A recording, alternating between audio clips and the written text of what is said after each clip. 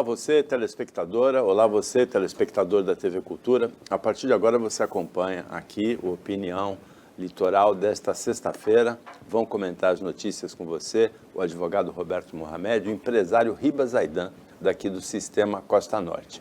E a primeira notícia, eu vou perguntar para o Mohamed, até num tom um pouco irônico. Mohamed, você ainda anda tranquilo de carro em Santos, ali perto da Rua Goiás, ou você passa assustado ali? Passo com medo. Mais um buraco na costa, ali perto da Goiás, e afundou um caminhão no buraco. Mas era a Sabesp? Não, Então. a reclamação é contra a Sabesp. Então, vamos só colocar as coisas nos seus devidos lugares. Aqui, inclusive, acho que foi aqui num programa da casa, que o Rogério agora deu até vontade de chorar, né?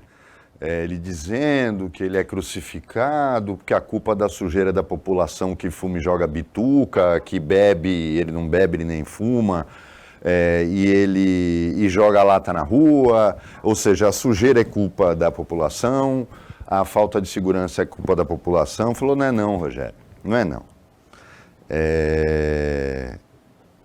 O que me incomoda em você é essa mania que você aprendeu com o seu chefe, de tirar a responsabilidade. Não quer ter esse tipo de trabalho? Renuncia.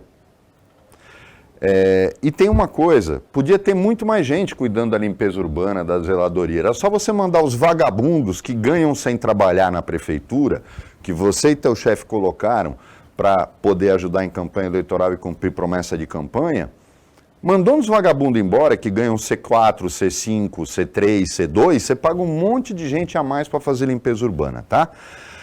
E essa questão do buraco eu já disse. Quando você ficou valente, Rogério, contra a Sabesp, inexplicavelmente logo depois que o Tarcísio ganhou, porque você sabe que ele vai apoiar a Rosana para prefeita, aí você ficou macho, porque quando era o Rodrigo e o PSDB, não, aí você não falava nada da Sabesp, e a tua fiscalização fechava os olhos. Mas essa queda levanta uma situação, Paulo. Você é engenheiro, além de jornalista. E o nosso líder aqui do lado já viu coisas que até Deus duvida. Que também é engenheiro. Exatamente. Vamos poder falar sobre isso. Tem movimentação do solo em Santos? Tem. Tem muita... o nosso solo é complicado por conta de sermos uma cidade litorânea? O do Rio também é. O de Salvador também é. O de Angra dos Reis também é. São Sebastião também é. Mas lá a gente não vê rua afundando. Sabe por quê? Porque você tem que fiscalizar. Quando você faz contrato com empresa para fazer asfalto, tem que estar lá fiscalizando para ver se está colocando a profundidade certa de asfalto, se está arrumando a base por onde vai passar o asfalto, ou se é cuspe. Se está realmente gastando aquilo que cobra, ou se é justamente aí que reside o problema. Porque o custo é alto, o serviço é mal feito para sobrar mais para doar para a campanha eleitoral. Então, é simples. Andar em Santos está um problema por vários motivos, Rogério. Mas não é culpa da população. Você não tem segurança, você não tem tranquilidade em Santos, e agora a gente pode cair em buraco. O que está faltando mais? Agora, Zaidan, a Sabesp tem sido sistematicamente responsabilizada por conta de vazamentos que carregam material sólido para algum lugar mais baixo e fica um colchão de ar entre a camada de asfalto e a base de aterro. Agora, nem sempre é vazamento de tubulação de água ou de esgoto, nem sempre é, porque na Rua Goiás eu percebi que dois dos episódios foram depois de chuvas fortes. Aí pode ser drenagem, né? Boa tarde, Zé. Dá um prazer ter você aqui. Boa tarde aí aos nossos telespectadores, internautas, né? Paulo, região do litoral, né? A gente tem um problema muito sério que é a questão do lençol freático, né? E a gente sabe também que os índices pluviométricos aqui são muito altos na nossa região, né? Mas normalmente isso é questão de drenagem, macro e micro drenagem, tá? Agora, precisa fazer manutenção, não tem jeito. Tem que ter manutenção constante nisso daí. Agora, Zaidan, a gente até conversou antes de começar o navio, antes de começar o programa, sobre a fiscalização de navio, porão de navio, descarte, que pode ser feita por avião, tem o Poseidon do IBAMA, né? Pode ser feita por drone. Agora, esse tipo de problema, ele pode ser previsto, sim, por scanner. Sim. Sim, já tem isso. Ou seja, já devia ter sido mapeado por um scanner essa região aí perto da Rua Goiás, também no final do Canal 4, onde tem ocorrido esses episódios, para evitar. Num dos episódios, o motoqueiro quase se matou. E é recorrente ali, né? Ali é recorrente, né? Ali é recorrente. Mas eu não culparia somente o prefeito o Rogério aí por esses problemas, né? Eu acho que abaixo do Rogério tem muita gente que é responsável, sabe? Por isso daí, pela manutenção do sistema viário. Sabe? Às vezes o prefeito nem sabe disso. Vamos passar o telefone da empresa de scanner para eles, não? Eles devem ter. Eles devem ter, né? O que todo mundo temia aconteceu, Mohamed. O presidente Lula indicou mesmo o advogado dele, Cristiano Zanin, para o Supremo Tribunal Federal. É ilegal? Não. É perfeitamente legal. Qualquer pessoa com capacidade jurídica reconhecida pode ser indicado. Agora, é totalmente fora da ética você indicar para um tribunal o seu advogado, que depois pode julgar um caso seu. Você é presidente da República, os seus casos são julgados no Supremo? Ou eu estou errado? Vamos por partes. Eu acho que caberia essa colocação se você estivesse falando que o Supremo, a nomeação do Supremo, foi uma pessoa com real conhecimento jurídico, ilibada, neutra. Quando foi que isso aconteceu? Na primeira leva, eu respondo para você, na primeira leva do Lula, quando ele indicou o Joaquim Barbosa, que ele não conhecia, foi por currículo, porque ele queria um negro no Supremo, e o poeta, teve Carlos aqui em Santos outro dia, o Carlos Aires Brilhante, né? Tirando esses dois... Porque depois ele indicou o advogado do PT, o Dias Ele indicou o Lewandowski, que foi indicado pelo dono de um restaurante de São Bernardo, onde o PT fazia reunião. Demarque, né? Demarque. Volta é Demarque. Ele indicou o Lewandowski, que foi juiz em São Bernardo. Conheço a família do Lewandowski inteira lá em São Bernardo. Aí indicou o Toffoli, que foi advogado do PT. Eu acho que a indicação do Toffoli foi pior que a do Zanin. O Toffoli era advogado do PT. 2009. Depois a Dilma também fazendo a indicação do Barroso. Gente, é o normal. E o Bolsonaro fez a mesma coisa.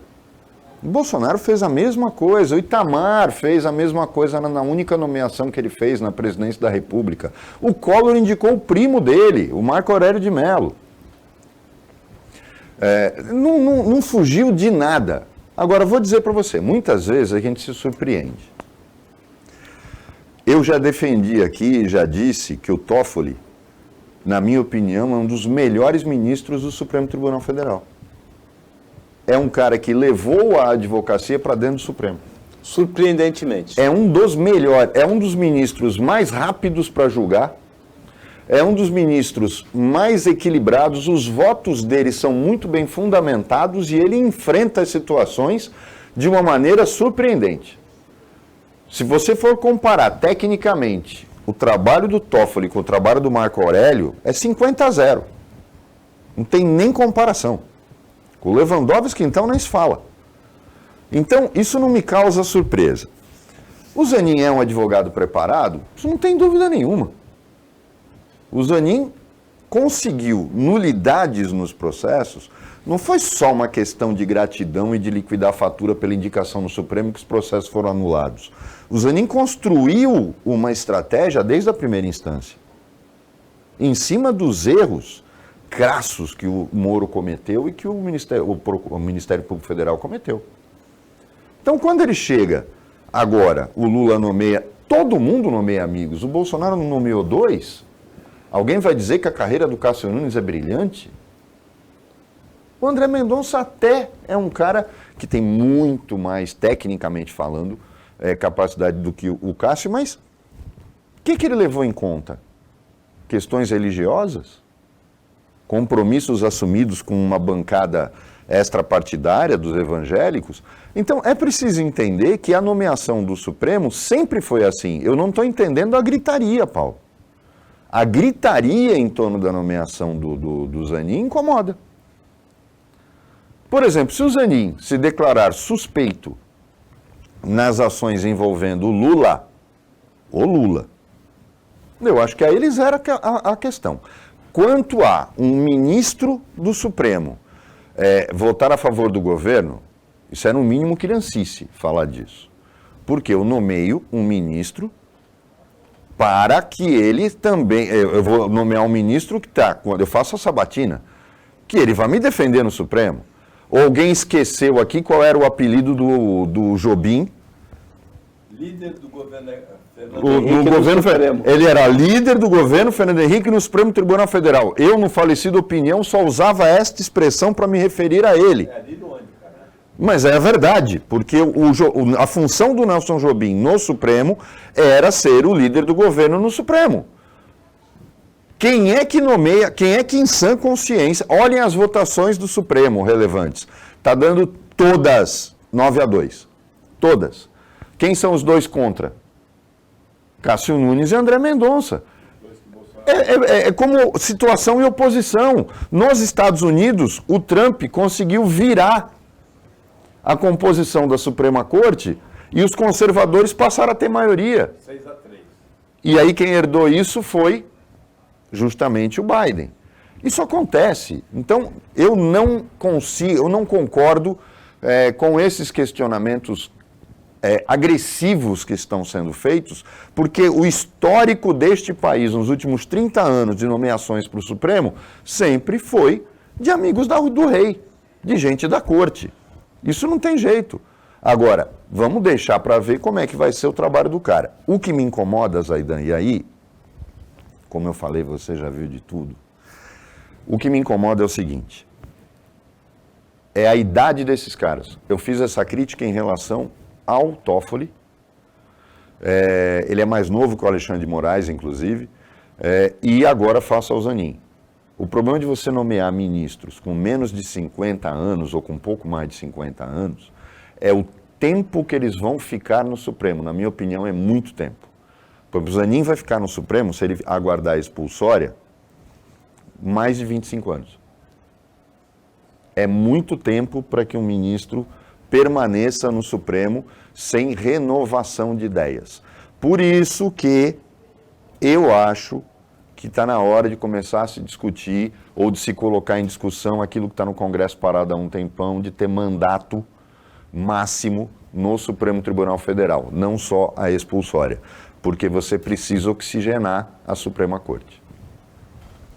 Você falou, você vai ficar 30 anos, o Zanin tem 45, 46 anos, quer dizer, vai ficar 30 anos lá, eu concordo com você. É o sistema é esse. Quem está na presidência é que indica, que tem a vez de indicar, vai indicar quem? Vai indicar adversário, vai indicar inimigo, que ele está lá, está sujeito a julgar os seus pratos, vai indicar amigo. Agora, é legal, mas eu acho que o mínimo é um pouco imoral, sabe? O meu advogado vai ser ministro do Supremo, vou te pagar, eu estou te pagando.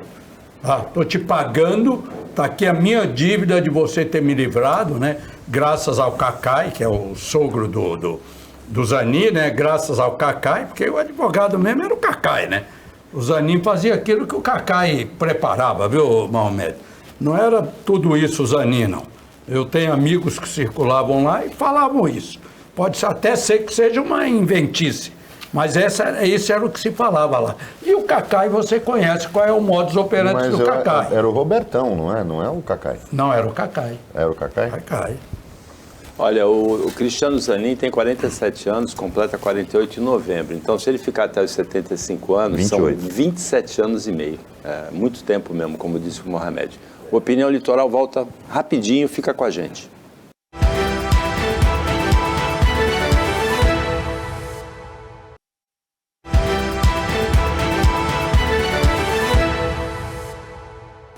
Voltando com a opinião litoral, nesta sexta-feira, o Ribas Zaidan, empresário do Sistema Costa Norte, e o Roberto Mohamed estão analisando as notícias com você. Uma dessas notícias, a de maior impacto ontem, é que a Polícia Federal encontrou num cofre em posse de aliados do presidente da Câmara, Arthur Lira, em Alagoas, R$4.400.000 em dinheiro vivo. A operação teve parecido aqui em São Vicente, viu, Mohamed? Com o Luiz Cláudio Billy. É naquela compra de kits de robótica. Lembra disso em São Vicente? Em Alagoas, muitos municípios compraram kits de robótica, todos com emendas parlamentares do orçamento secreto, todas da mesma empresa de aliados do Arthur Lira. E foi sacanagem. Todo mundo lembra que foi a grande denúncia contra o Billy, como se só tivesse uma, mas que inclusive na época o secretário de Educação do município se recusou a assinar, era o nosso amigo Felipe Chiarello, se recusou a assinar o contrato, e ele assinou sozinho aquele contrato, de tão escandaloso que era o negócio. Agora, que o Lira é bandido, todo mundo sabe. Eu não estou encontrando novidade. E o Lira agora lançou mais uma, ele quer um ministério. O Lira é tão cara de pau que, como ele está sentindo que o poder dele está sendo contra-atacado pelo Rodrigo no Senado, o Lira está... A gente já falou aqui, né? Alagoas, eu queria entender como é que é a água de lá. Eu já fui para Maceió algumas vezes, mas não senti nada estranho. Mas a água deve ter alguma coisa, né? Porque o estado pródigo para produzir bandido.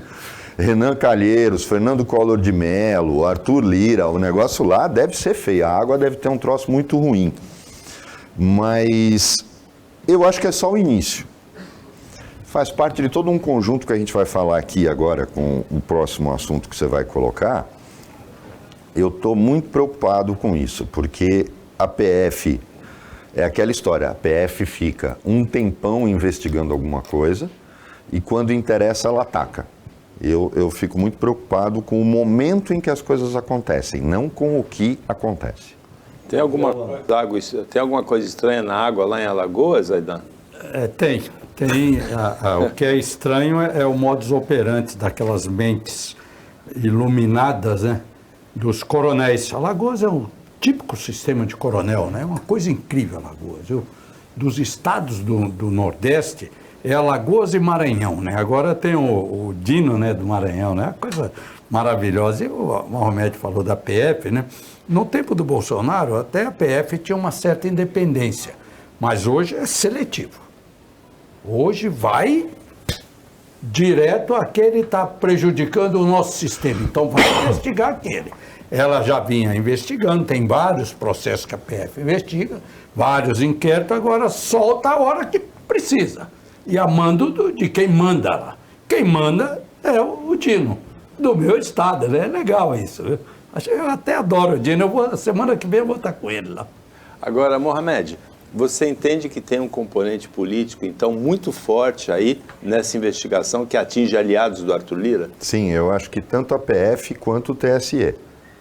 São duas estruturas que estão tomando uma posição meio vingativa e eu estou muito preocupado. No TSE, foi cassado ontem o mandato do senador Rogério Marinho por um caso obscuro lá de trás, em que ele nomeou uma funcionária fantasma, que foi considerado que ele tirou dinheiro indevidamente da Câmara com essa funcionária. O Rogério Marinho foi secretário especial da Previdência, ele era deputado eleito do Bolsonaro, na primeira metade do governo do Bolsonaro, e ministro do Desenvolvimento, um dos principais ministros do Bolsonaro na segunda parte do mandato. Paulo, o que me espanta é que o TSE julgou contra o entendimento do Supremo Tribunal Federal de que o que é cometido, crimes eventualmente cometidos em mandatos diferentes do atual, não podem gerar perda deste mandato. Que foi o que foi usado por Flávio Bolsonaro. Por Flávio Bolsonaro, exatamente. O que está me preocupando, eu já disse aqui que o TSE não tem razão nenhuma de existir, ou ele poderia ser um tribunal provisório só no momento das eleições, porque tudo que ele faz pode ser feito pelos tribunais de justiça e por uma turma do STJ. Eu já disse aqui, o TSE, assim como o Superior Tribunal Militar, tem toda uma estrutura de justiça militar, quando na verdade a justiça comum pode absorver e os crimes eminentemente militares são feitos por uma corte marcial gratuita, porque é só convocar 3, como é no serviço público. Se monta uma comissão processante e julga. Então você não precisava ter isso. É dinheiro indo para o gargalo, para o lixo e por uma justiça que não serve para nada. Mas está me preocupando como o TSE está julgando contra o Supremo, contra o bom direito e servindo de instrumento de vingança. Isso me preocupa muito, os rumos que a Justiça Eleitoral está tomando. Quando ela caçar alguém da turma, ou seja, da situação, aí eu vou começar a achar, bom, então ficou mão pesada para todo mundo.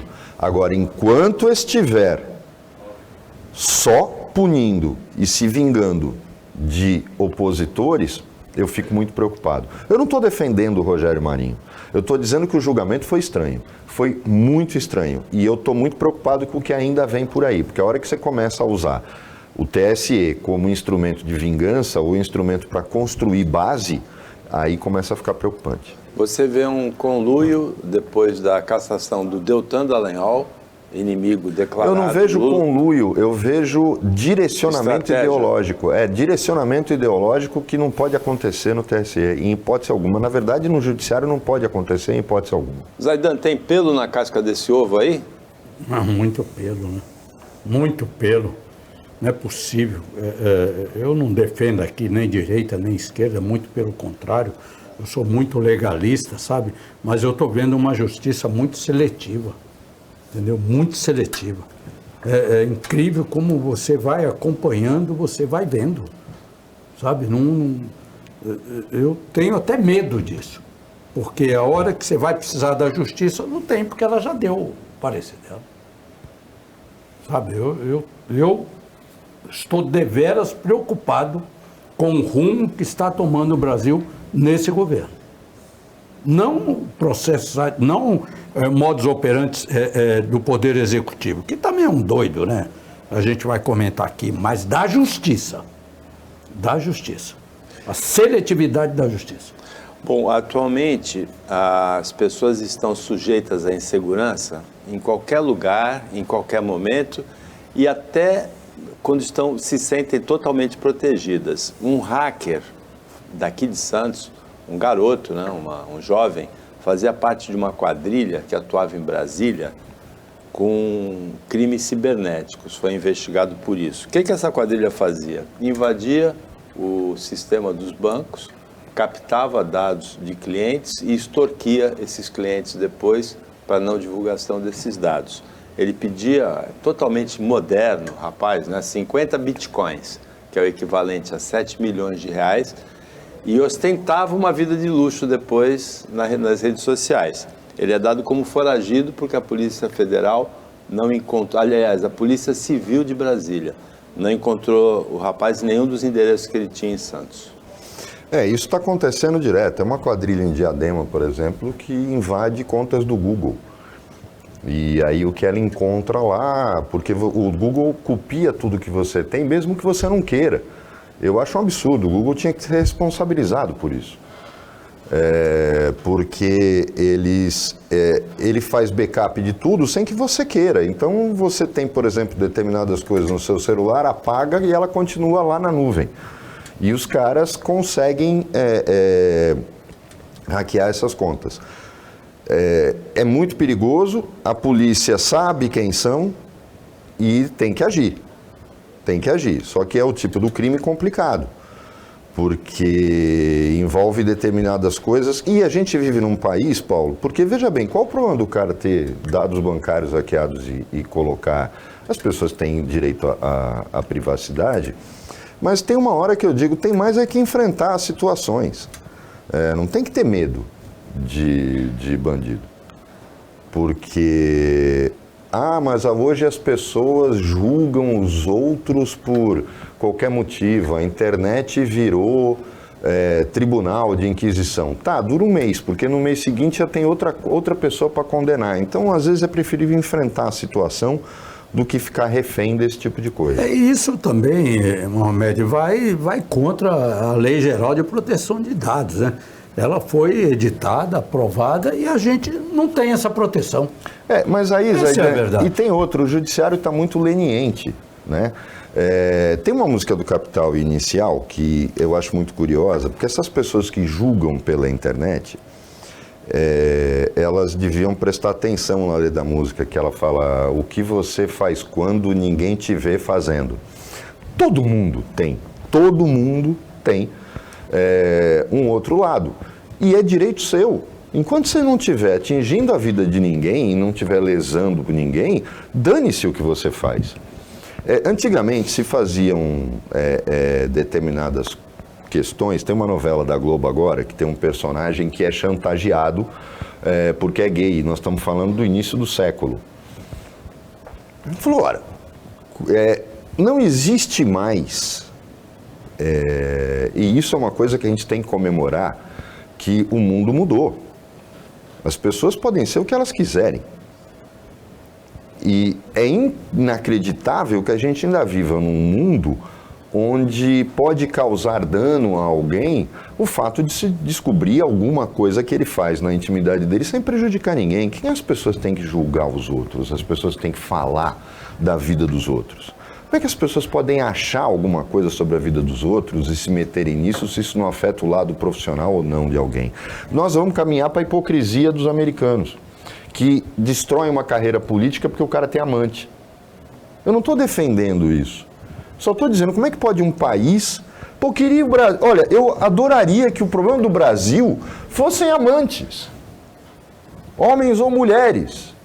Seria tão bom se esse fosse o nosso problema. Eu acho que o problema é quando o cara rouba, quando o cara desvia dinheiro público, quando o cara só nega imposto, quando o cara manda dinheiro lá para fora. Não se ele tem amante ou não. Mesmo que seja uma amante argentina, como aquela antiga do Jô Soares? Pode ser quem quiser. Agora, aí é uma questão de gosto. A questão toda... era a cara aquela amante. A questão toda, o Zaidan, as pessoas têm mania de acharem que o que diz respeito à vida privada, por exemplo, eu acho que foi um dos maiores avanços para esse país quando o povo do Rio Grande do Sul puniu aquele idiota do Onyx Lorenzoni que baseou sua campanha no fato do Eduardo Leite ser gay. E o puniu. Perdeu a eleição num estado onde Bolsonaro tinha ganho, maciçamente. E ele perdeu a eleição sendo candidato apoiado pelo Bolsonaro porque ele é um ignorante, porque ele é um boçal. Porque baseou a campanha dele no fato de que ele não era gay. Quem sabe?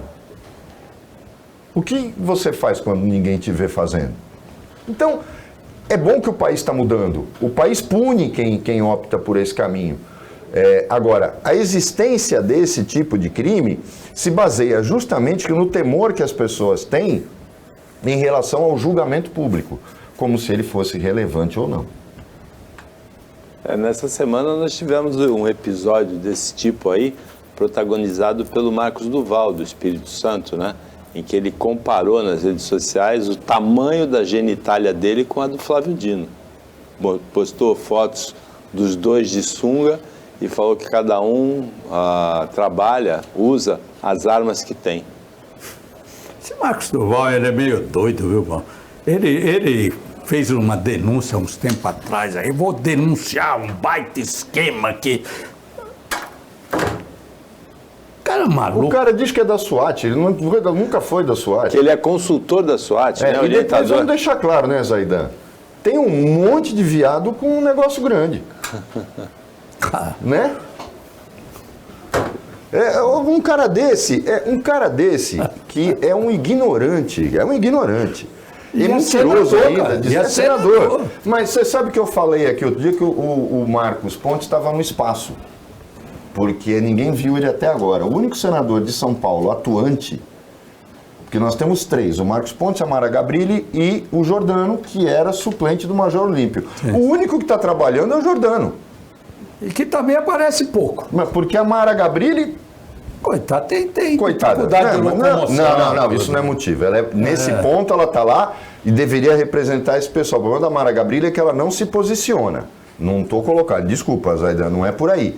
Agora, em relação ao Marcos Pontes, nós postamos nas redes sociais do programa a minha fala sobre ele, uma pessoa dizendo que ele foi um ministro técnico anticorrupção e que abriu as portas do Brasil para a alta tecnologia. Eu não sei em que planeta essa pessoa vive.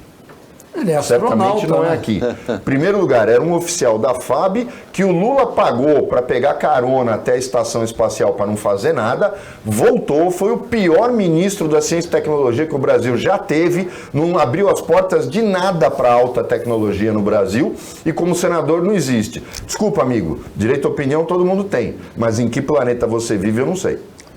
Bom, o Marcos Duval...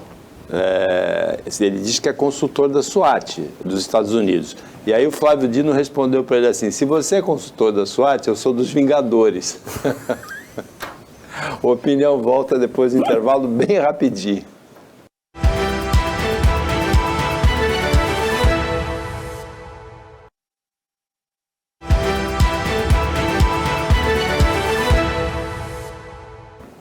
Voltando com o Opinião Litoral, agora é o último bloco. Roberto Mohamed e o Riba Zaidan estão analisando as notícias com você. Zaidan, a notícia que foi mais, talvez a que tenha sido mais comentada nessa semana, tenha sido a recepção que o governo Lula deu ao presidente da Venezuela, Nicolás Maduro. O Lula apresentou uma versão de que o Chávez e o Maduro foram demonizados por narrativas. E até o Gabriel Boric do Chile, que é de esquerda declarado, até ele lembrou o Lula falando assim: Lula, tem violação de direitos humanos graves na Venezuela. Se não houvesse aparelhamento da Suprema Corte na Venezuela, fechamento de meios de comunicação, uma perseguição de parlamentares de oposição, o que influencia o resultado das eleições, é só a gente olhar o número de refugiados venezuelanos que tem na Colômbia, na Bolívia, no próprio Brasil, ali, uma crise em Rondônia, deveria o Lula pensar um pouquinho antes de falar uma bobagem desse tipo, né? Olha, Paulo, eu acho que o Lula tem compromisso com esse tipo de regime, sabe? Porque não é possível. Só ele enxerga que a Venezuela é uma democracia. Só ele enxerga, porque não é possível, sabe? É um regime que persegue, que tortura, que mata os que lá ficam, né? Porque os que conseguem fugir, graças a Deus, permanecem vivos, entendeu?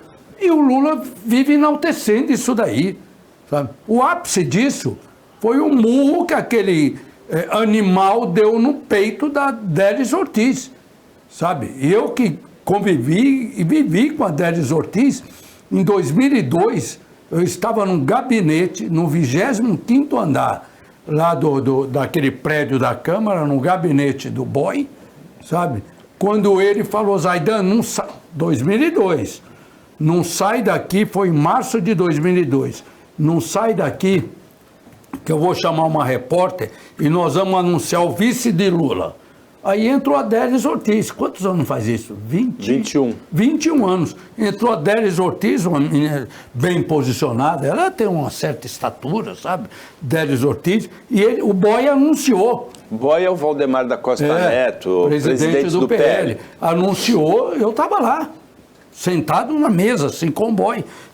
E ela anunciou. E ela sempre foi bem posicionada. Ela questiona. E ela simplesmente questionou qual o tamanho da dívida da Venezuela com o Brasil. Que o Lula deveria saber, que o Haddad deveria saber, que todo mundo deveria saber. Não, nós vamos apurar. Ah, pelo amor de Deus, apurar o quê? Sabe, se isso já está consolidado, o que eles devem, por causa disso ela tomou um soco no peito. Isso não é nenhum ato antidemocrático isso daí. O Maduro não é um ditador, sabe? E com razão que os outros presidentes de esquerda, hein? De esquerda, que até se recusaram a ir no jantar lá no Palácio da Alvorada junto com esse ditadorzinho aí. Ditadorzinho não, ditatorzão, né? Porque ele é grande, né? Eu acho que o mais grave são esses dogmas do PT, a gente já discutiu aqui, inclusive eu fiquei decepcionado quando vi o artigo do Roncaglia, do André Roncaglia, que participa aqui do programa, defendendo isso. Vamos colocar bem claro, tem uns dogmas políticos no PT que defende a Nicarágua, que leva o Stedley para a China, que são inadmissíveis. Eu acho que o Lula ultrapassou os limites da sanidade mental. Vamos colocar as coisas dos dois pontos. As novas ditaduras não são como antigamente, que se dava um golpe e fechavam as instituições. Elas camuflam a existência de uma possível democracia. A manipulação das eleições na Venezuela foi reconhecida pela ONU. Não é mais uma narrativa. Não é uma narrativa em hipótese alguma. O problema é que a Venezuela afeta o Brasil. E Zaidan, o menor problema é o que ela deve. A dívida dos países para quem você empresta dinheiro é muito relativa. Você pode ganhar de outras formas. O grande problema é que os caras, eu vendo pessoas inteligentes, como é o próprio André, falando da crise humanitária na Venezuela. Quem causou a crise humanitária?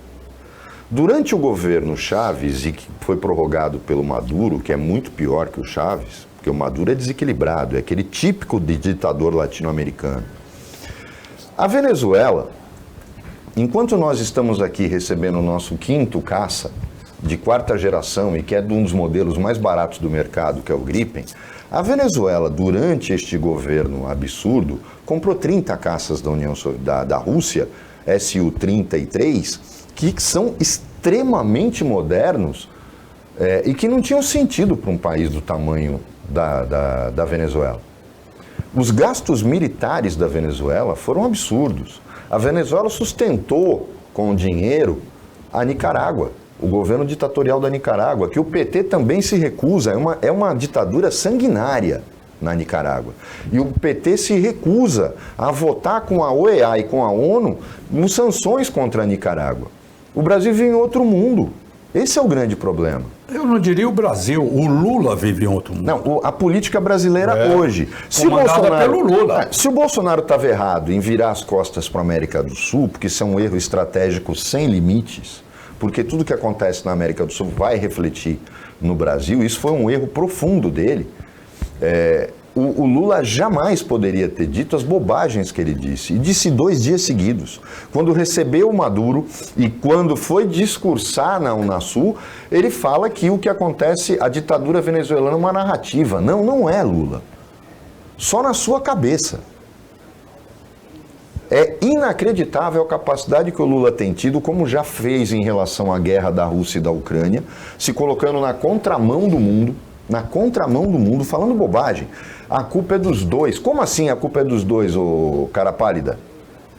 Se o país invadido tem tanta culpa quanto quem invade, e não é nem dizer, mas as atitudes da Ucrânia chegaram. A Rússia tinha a chance de ter esticado essa corda durante 1-2 anos, ameaçando. Inclusive o mundo ainda estaria acreditando que eles são realmente poderosos militarmente, porque eles mostraram que são absolutamente incompetentes.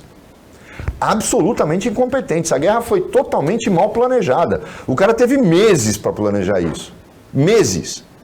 Eles podiam ter tomado a Ucrânia em 30 dias. Não tomaram porque são incompetentes, os militares russos são incompetentes e são corruptos. Agora, colocar que o país que invade tem a mesma responsabilidade do país invadido, isso é uma piada. Você não quer tomar partido de forma decisiva, enviando dinheiro, enviando armas, enviando... Tudo bem. Agora, não vá dizer que é narrativa. Na questão do Maduro, quem causou a crise humanitária da Venezuela foi esse regime iniciado com Chávez. E que o Maduro é hoje um representante desequilibrado. Falar que é uma narrativa é simples, Lula. Manda a Gleisi, que não tem cargo no governo, portanto está desocupada, manda a Gleisi para lá e fala assim: Gleisi, entrevista 100 venezuelanos na fronteira do Brasil com a Venezuela e pergunta para eles se não é uma narrativa. Aí você ia ter uma ideia do que está acontecendo na Venezuela, Lula, que você sabe, na verdade. É aquela mania do PT manter dogmas do século passado e trazendo isso para um governo, e do mesmo jeito que o Bolsonaro envergonhou o país durante 4 anos lá fora, o Lula está fazendo agora, envergonhando o Brasil. E os dois estão... Você pode achar, não estamos fazendo teste de popularidade. A questão não é que a gente tem que fazer bonito lá fora. Isso reflete em perda de dinheiro, dificuldade de negociação. A imagem do país hoje tem dinheiro, é monetizada lá fora. E a gente não pode correr risco de ter 4 anos de Bolsonaro com prorrogação para 4 anos do Lula, indo de um extremo a outro, mas continuar fazendo bobagem. Esse é o grande problema. Zaidan, o general Augusto Heleno prestou depoimento ontem na CPI e ele negou ter participado do plano de golpe. Com certeza, ele não estava mais lá. Ué, no dia 1º ele já tinha deixado o cargo do comando do GSI.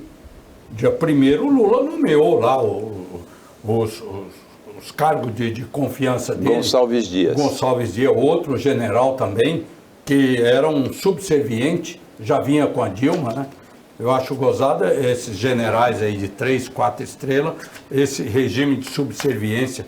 É tudo por dinheiro, né, Paulo? Tudo por dinheiro.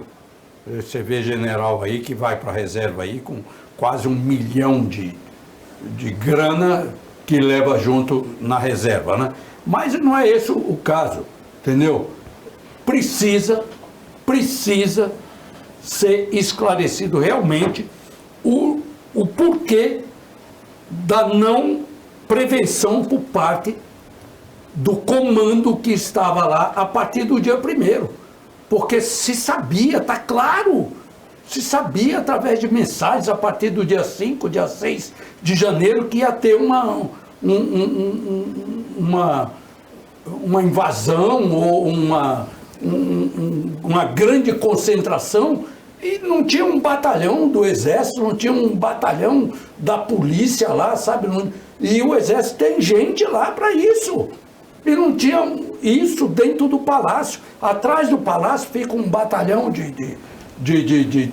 eu não digo de choque, mas além dos guardas, aqueles dragões que eles põem lá, tem um batalhão de choque do Exército que fica alojado atrás do Palácio.